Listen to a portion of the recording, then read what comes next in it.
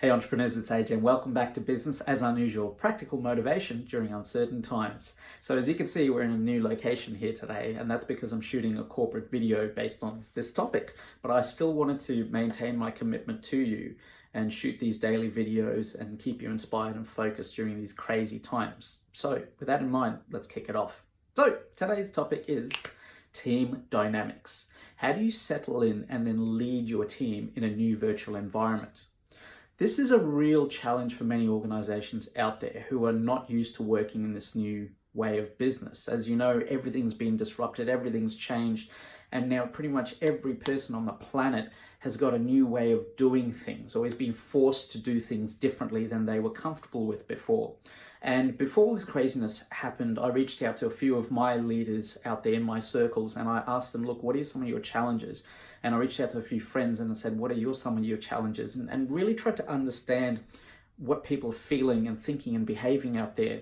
And it turns out that all these challenges that everyone are facing come down to two things: psychology and productivity. That's what everyone's really concerned about. So I wanted to give you a roadmap that covers these 2 points and gives you a little bit different way of thinking about current circumstances so that you can continue to perform in these crazy times that we're in. So here's the roadmap. Now, before we begin and I tell you all this stuff, I have to share with you a disclaimer or some tough love, if you will. And that is that there's no easy way to say this, but if you're a manager, times have changed and now you need to rise up to the challenge of becoming more of a leader. And that means you need to move from process to people. You need to move from process to people. And let me dig into this a little bit further by sharing a story with you of how I fell into leadership. So I started my company and I had a couple of staff members, but we were still colleagues at that point in time in my history. And then I got a contract with the Department of Health and I had to go on site and manage a team of professionals there to deliver service outcomes for the department. And so I inherited my own team. And what was unusual about that team was that they were a lot older than me. There were some of them were 15, 20 years older than me, and I was definitely the youngest on the team at the time. And so here's the challenge. My background is Sri Lankan. We are subservient people. We are drummed into us at a young age where we have to respect our elders and do not question our elders and do not challenge elders. And yet, as a team leader, a team manager, I was forced to deal with people who were older than me. And I had no leadership experience, no leadership training or anything like that. And as you can imagine, I struggled and it was really bad. And it got messy. And so one of the other senior managers in the division, he noticed that I was struggling and he said, AJ, come over the road, let's go have a coffee, which I learned is also a great leadership technique, getting people out of your environment. So anyway, he took me over to coffee and sat me down and he said, all right, what's going on? And he sat there drinking his coffee as I just said, oh, look, these people don't listen to me. They're older than me. I'm feeling really bad and I'm not operating properly and I'm just a kid. I'm really worried about this.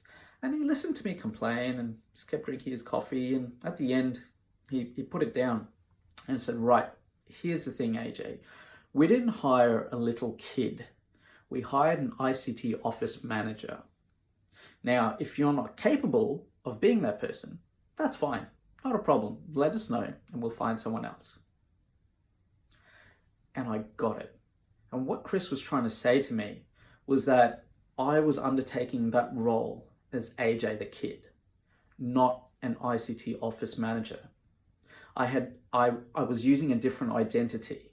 And once I learned the power of identity and I was able to assume that role and that identity, everything changed as if by magic. And so I share that story with you because now you might have been a manager in your organization and now you have to step up and operate at a higher level, which is leadership. And that experience forced me to learn about leadership. It forced me to understand human behavior, human psychology. How do people think, feel, and behave? And the relationship between those three components. and it made me a more effective leader. And during that time, after I learned all these things, I was more effective in my own business when I grew it to 13 staff members. I was more effective business coach when I dealt with people who had way more staff members than me. And most of all, when I mentor startups and organizations now, I really focus on what are their team dynamics and entrepreneurial leadership, which is what I specialize in. So with that in mind, make that shift between people and between process and people, and beautiful things will happen. And now you're ready for this roadmap. So here's the roadmap. It's a framework that you use, and it's 4 letters, 4 components, if you will. And this is the framework. So it's I, S, P over K. ISP over K. Let me break that down for you. I stands for maintain your identity. So much of ourselves is caught up in routine, and that's the routine of waking up in the morning or whenever you wake up, getting dressed and going off to work. Physically removing yourself from your home to work. And that gives us a sense of purpose, gives us a sense of belonging. And now all of that's just been taken away from us. So we need to figure out different ways of maintaining our identity. And that might be something so simple as, look, continue to get up every morning and put your face on, put your face on, dress up, and then go perform as an employee or a leader in your organization. And when you're at home, if you're a mum or a dad, play that identity. And I know sometimes there's a conflict and you have to sort of work your way through that. But most of all, you need to maintain your identity. The second component is safety, and that relates to psychological safety. And I know that psychological is not spelt with an S, but safety is. So, Anyway, so safety, psychological safety, if you're unfamiliar with that notion, it was a term coined in 1999 by Professor Amy Edmondson from Harvard Business University. And she noticed by studying all these teams that the high-performing teams, they weren't driven per se. They had no real ambition or anything like that. They were high-performing teams because they felt safe. And every member of that team felt safe, meaning that no matter what they did or what they said, they weren't going to be embarrassed, rejected, or harmed physically or mentally in any way, shape, or form. They felt safe. And as a leader, you need to make your team feel safe. Support them, encourage them, mentor them, coach them, and really focus on maintaining safety, psychological safety, so important. Third component is maintain productivity. And this relates to 2 things. It relates to efficiency and mindset. So efficiency, as you're working through this new environment, you will find that your team and yourself might find new ways of doing things more efficiently. Embrace them, experiment with new ways of doing things because we've never done it before and now we're forced to operate in this new environment. So experiment with that, efficiency.